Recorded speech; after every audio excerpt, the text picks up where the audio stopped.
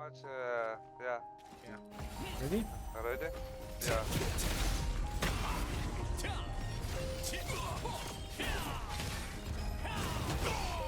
What the fuck? You actually could. Greatsword, get Okay, ready? Ready? Ready?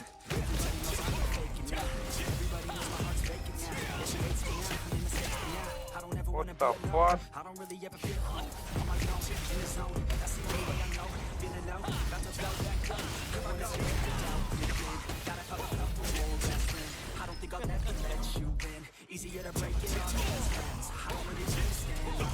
Yeah.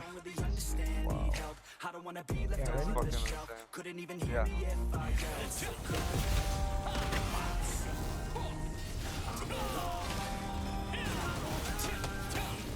And then we just go indie after that.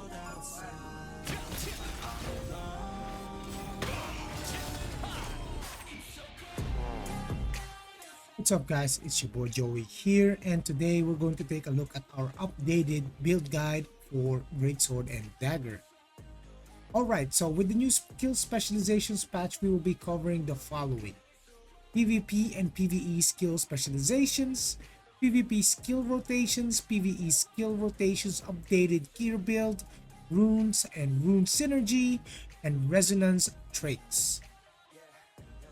Alright, so here we go. PvP skill specializations. As you can see, we have taken the Cruel Smite of Valiant Pro.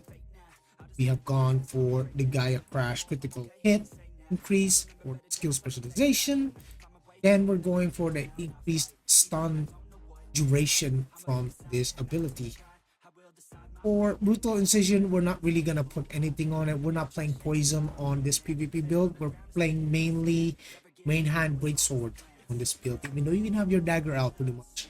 And for our Ascending Slash, we're going to have that massive additional damage boost that increases your skill damage boost by 250 after using this ability. It's pretty insane. So you can basically just Shadow Strike into an Ascending Slash into a Guillotine Blade that will destroy your target. And then we will go for the skill cooldown reduction for a 15% less cooldown. As you all know, the Greatsword is pretty much capped based on cooldowns, so you can only kill one person at a time and then yeet out and then move on to your next target when your cooldowns are back, and this helps with that. So we also get for the effect duration, which increases prone duration, so we can keep the target prone for longer, which allows us to charge up our Guillotine Blade if we ever took that spec on. We go for the Stunning Blow, which reduces the skill cooldown and the additional skill damage boost, so it increases your skill damage boost by 150% for the next ability that is used within 5 seconds. And also we're going for the hit. We could also go for the additional stun duration, with which we would have to remove something like, let's say, the duration. So the stun duration is always good to have, but in the cert, you can also remove that if you already have the mastery, or if you have the mastery, you can stack it even more and just pretty much guarantee the kill on your target. But from my personal experience, when I'm doing PvP and I'm targeting squishies, they don't even last a split second. So additional stun duration would only help when you're dealing against tanks. If you want to be a tank buster, you would want that, but against squishies you don't really need that, because you can pretty much, your goal is to just stun into a prone immediately and delete them with the Guillotine Blade. And for the death blow, we get reduced cooldown and increased damage to a prone target by 30%. So we go for the Guillotine Blade, which is decreased cooldown as well. And you can also go for the area damage, as you can see here, which this is massive if you're fighting in group scale like in ZVZs, right? Let's say you jump into a clump, you Ascending Slash one player and you land this ability on that player. It spreads the damage within a 3-meter radius, and the damage spread is 100% of the damage. So if you deal 630% on that target, that same 630% damage that you deal will be spread across multiple targets in a 3-meter radius, which is huge, right? But this is there is a condition if the target is attacked by a critical or a heavy attack. So In order for this AoE to work, you have to land a critical hit or a heavy attack. This is why we ran two-piece winged for our build. We can have more critical hit.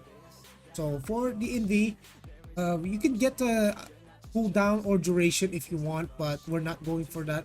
We're not really afraid. We're not really out here trying to run away. We're out here trying to slay. Okay, that is the Greatsword. You're not supposed to be running from people. People are supposed to be running from you.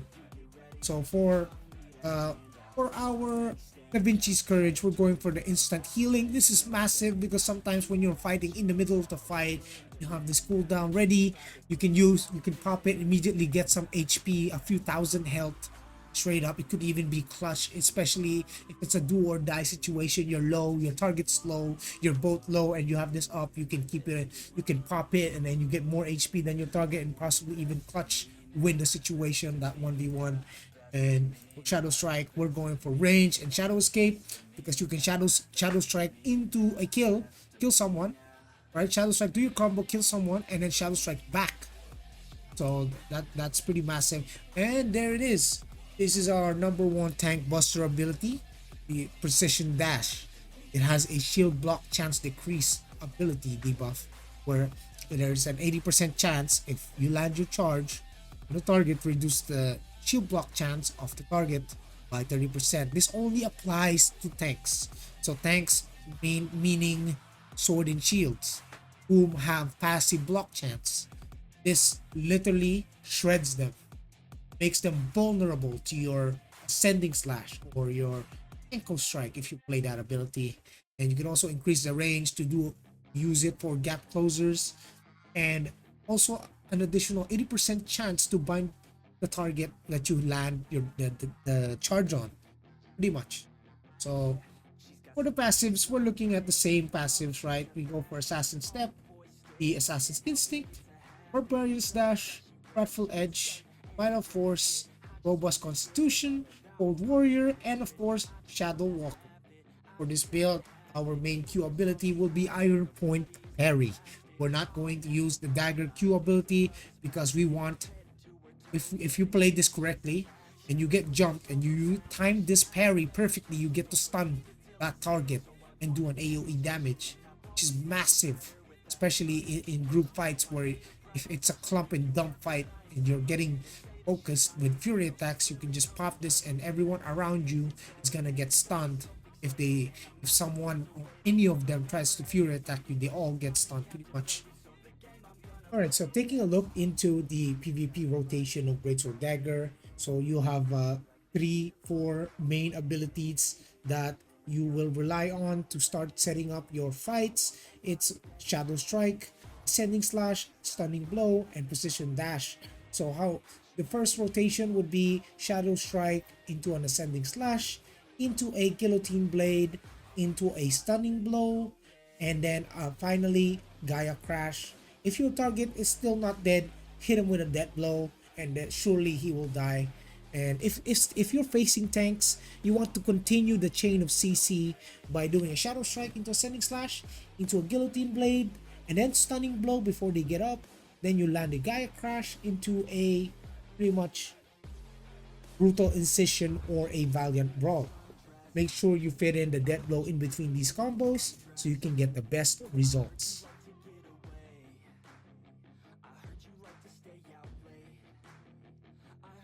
Alright, so let's get through the skill specializations for PvE. We're just going to run this through. So the TLDR of this is basically you're going to play around with the Dagger more than the Greatsword.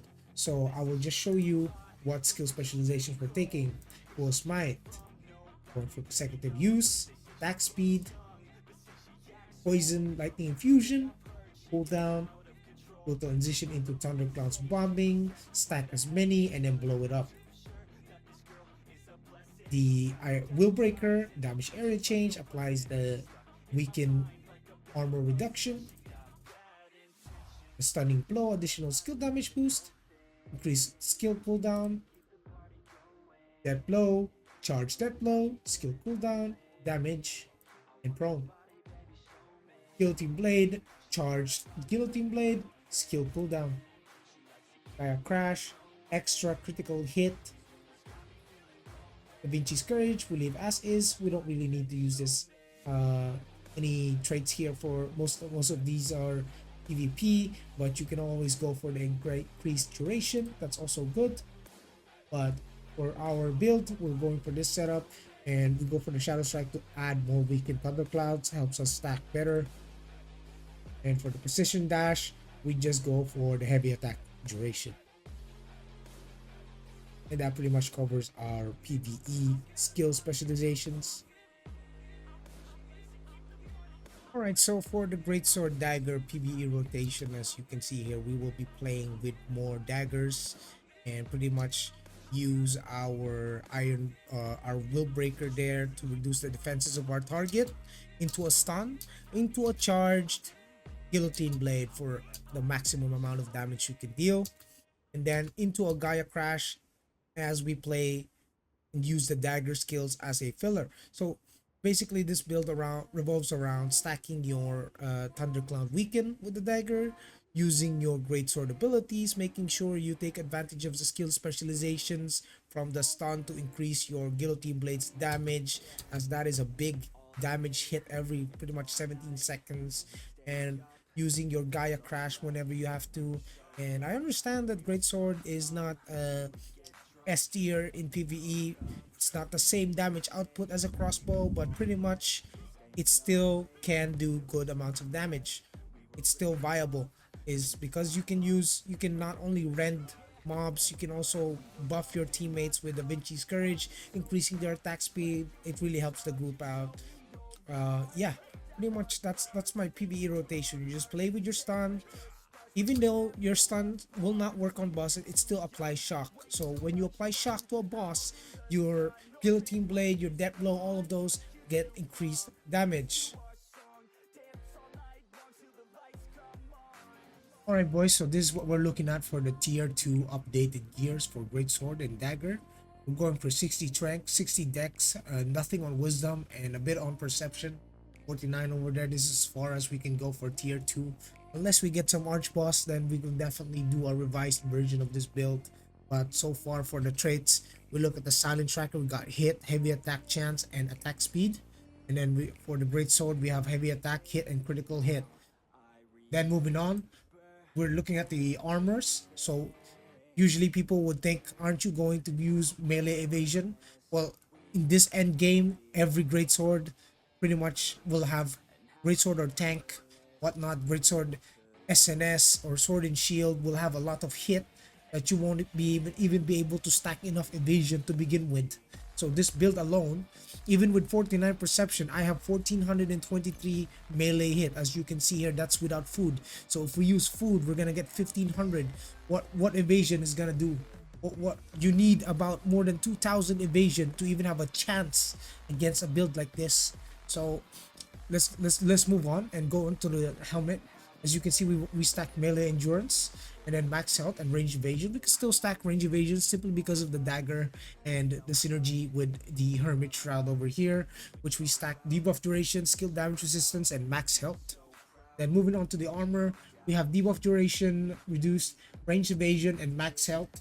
With pretty much we chose debuff duration over melee endurance simply because the fact that if we stack enough debuff duration, we can reduce the amount of stuns happening or the duration of CC landing on this character, because as you can see, we have 22,000 HP. We are not going to die in one combo pretty much. So we're going to use debuff duration to reduce the amount of CC duration on us to allow us to survive much better. And then we're going for the gloves. We're going for the winged wind here, the set bonus for the 200 critical hit, because as I said, this build has low crit, and most greatsword tier 2 players, tier 2 greatsword users don't have a lot of crit, simply because if you look at the stats, it's 11 strength hit and collision chance, and if you compare it to the Atlantis, which has the critical hit 2x4, it's missing that critical hit for a little bit more strength and a little bit more hit, as you can see. So this is why we're using winged wind 2-piece. For the boots, we're also going for the winged wind gale because we want that ranged evasion, and The extra magic evasion as well will help us, even though we can't really stack enough of it right now. If you dodge with Shadow Walker, you can get pretty much way more evasion here. So we are at the PvE spec. So when we do a dodge right here, we will reach certain amounts of evasion. As you can see, we can reach about 1800 range evasion and 1400 magic evasion, which are both good numbers, considering as a magics or a staff user cannot stack past 1000 hit. So if you reach 1400, you still have around 30% chance to evade magic. For range, pretty much you have a lot more chance than the usual. So yeah, so let's go back to the gears. So why are we not running Great Knight 4-piece, right? So Great Knight 4-piece gives us melee heavy attack chance per 1000 per 1000 of max health, up to an additional 240. So we're missing 240 heavy attack chance. Why is that? Well, because of the diminishing returns. So when this heavy attack chance goes past 500, stacking more of it actually doesn't really help you that much because of diminishing returns. So technically, when we use Greatsword abilities, because of the mastery, it gives us 526. And if you combine this with the skill bonuses from Cold Warrior, and of course when you use Precision Dash, you can get more heavy attack anyway. You don't really need that much heavy attack, period. We're going for crit. We want those juicy hits, juicy crit hits. And the pants, we go for the 4 dex and hit. The boots, like I said, move speed, hit, magic evasion. We can replace this definitely with Great Knight boots, but that's also fine because we want a little bit more range and magic evasion, as I've said. So yeah, here we're looking at the gloves. This gloves is traded for range, but we don't. This is because I use a crossbow as another weapon. So I use this for my crossbow build. That's why I have range on it. But usually you'll get magic evasion on that, replace the range, then attack speed and range evasion, and you're good. For the necklace, we're looking at the Abyss Conqueror's necklace because it gives the most strength and perception and some mana regen. Max health, skill damage, buff duration, there you go.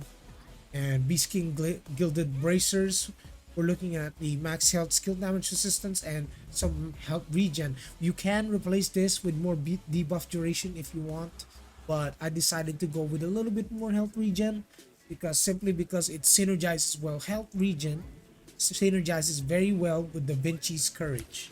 What is Da Vinci's Courage?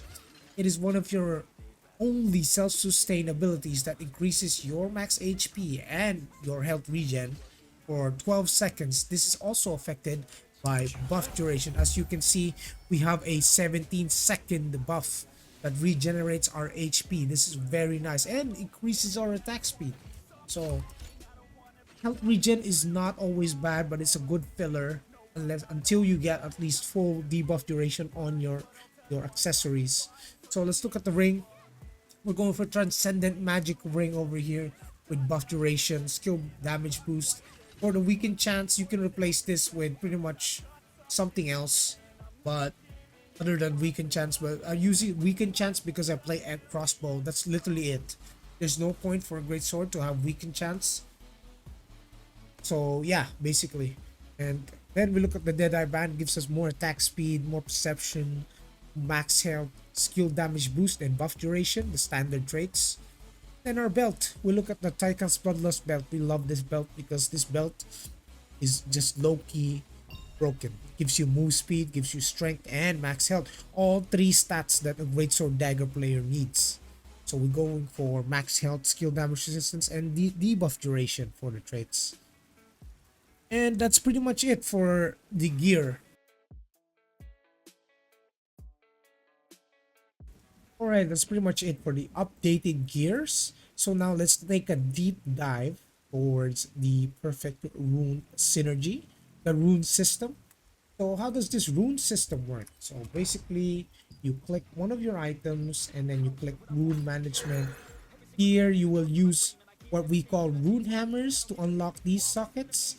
And then it's going to be RNG which kind of socket will show up when you unlock these rune sockets basically. So there are three types of sockets. There is attack rune sockets, there's support rune sockets, and there's defense rune sockets. So the important part regarding this entire rune system is not always what the actual rune is, but more on the rune synergy. So the rune synergy is what gives you those juicy, nice stats. As you can see here, we have perfect synergy for dexterity. We went towards attack speed, so we get 3% more attack speed just by having the correct order of the slots. As you can see, the icons match attack rune, support rune, and defense rune. So that's how you unlock the synergy, is by putting in runes that match the order based on the list of the synergy. So you could technically go for critical hit damage reduction, but that really depends on what kind of build you're running. If you're playing tank, this is probably great. It's probably insane, right? And you can even stack debuff duration on this, but we don't really want the wisdom stat. Wisdom those doesn't have any place for Greatsword and Dagger players, right? And this is also a good alternative right here. As you can see, perception 3, shield block penetration chance. If you really want to be a true tank buster, you can stack enough of these. You can probably get around 18%, I think. If I'm not mistaken, you can get around 18%. So if you combine that with the skill specialization of the precision dash, as you can see here, you can increase it to like 48%, right? So you can have 48% shield block penetration chance. But there's also this controversy regarding around this skill ability, is that if you're playing Greatsword Dagger, people would expect you to go after squishy targets, right? So there's also that factor. That is why I did not get that rune synergy for this weapon, because I am a squishy, like I'm a squishy hunter. So I hunt squishy players and then overstack as much attack speed as I can and delete them in split seconds, as you've seen in the video that's been played. All right, so this is what we have for the greatsword, and that's also what we're getting for the daggers. For the armors, you don't have any rune slots. As you can see, none of the armors have any rune slots, including cape, but the accessories, they do. So if we look at the belt right here, we've gotten the rune synergy for move speed and max health, which is insane, right? It stacks. It really helps because you already have max health on your belt, you also have move speed on your belt, and you have the rune synergy to match it. That's even better. And then looking at the necklace right here, we went for max health and dexterity for more stats. Technique, this is insane, getting more max health. This is how I managed to get pretty much almost 22k health as a great sword and dagger without being a full tank, right? We just needed 2-piece wraith to get that extra HP for more hit, and then off we go. Slash slash slash, let's go. And then we go with the bracers. Also, we also went for 3% attack speed and max health. The rings, we went for max health and strength. The other ring, max health and perception. We want to keep our stats balanced. We don't want to overstack in a certain stat unless we really need to. So that's pretty much it for all of my rune synergies. If we calculate it, we can get like 3%, 6%. How many attack speed we can really stack over this? 9%. So pretty much we've stacked an extra bonus 9% attack speed just from the rune synergy. Guys, this is massive. Like, we're talking high speed DPS. Like, I don't even see what's happening. It's just so fast. Like, there is no counterplay to this kind of gameplay right here. No human will be able to react to the speed of which you're doing attacks. The attack speed is just so fast. But I do have to remind you guys, this is all ping based. Attack speed is ping based. So if you have high ping, attack speed might not work as well for you, because like I said, it is ping based. So the lower your ping, the better your attack speed affects you. as a player, as your character. So I've tested this on OBT, right? With where I was playing a 200 ping. I was using my dagger abilities, and guess what? It felt extremely slow, and it's not just the delay. It's actually slow, like it's actually slowing your attack speed. And speaking of which, when we're talking about ping, I also use this program called Gear Up Booster, where I pretty much connect to a VPN, a Korean node, to help reduce this program is like pretty much exit lag, but better, because it helps me find nodes. Aside from that, I can get the best node, the most optimal ping possible. Yeah, I believe I have around like 80 ping without it, and saves me like 30 ping. And the ping is not really the biggest problem for me. It's mostly the packet loss that I get from the routing of my internet, right?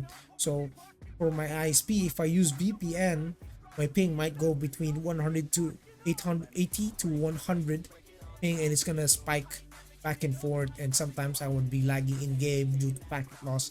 This software definitely highlights the fact that I can remove that problem by pretty much just connecting to it. So I just subscribed to this to Gear Up Booster, and it really solved most of my problems. And it's literally what allowed me to play as well as I am right now, aside from, of course, practicing duels, um, going into deep dives, watching my own VODs, seeing what I do, what I did wrong, seeing what else I can improve as a player. I always do that. I always do self checks to see how far I can push myself. And thanks to Gear Up Booster, I'm able to constantly play this game without having to worry about lag. So yeah, if you guys wanted to have an exit lag alternative, Gear Up Booster is there. You should try it out, guys. Anyway, guys, I hope you learned a lot from this video, and let me know if I missed anything. I'll try to my best to answer them, and I will also be updating the quest log builds for the skill specializations whenever I can. But for now, I'll see you on the next video. Peace.